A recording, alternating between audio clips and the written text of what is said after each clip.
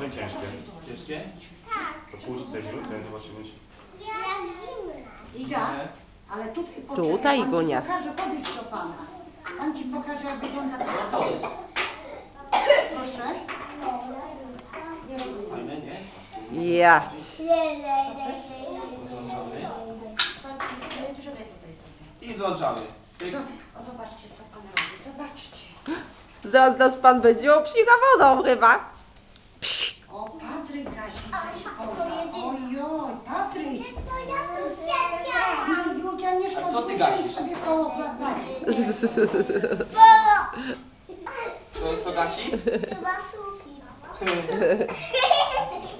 Jedną końcówkę się właśnie tutaj trzyma strażak, a drugą się przypina do samochodu.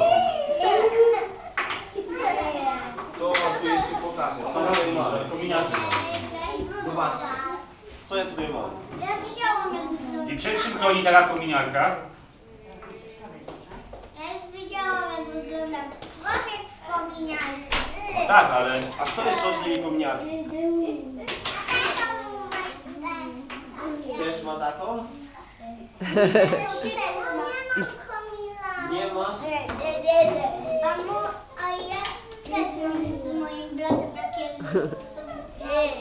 Się dowiemy. po co się zakłada kominiarki? Żeby nie było... Tak, że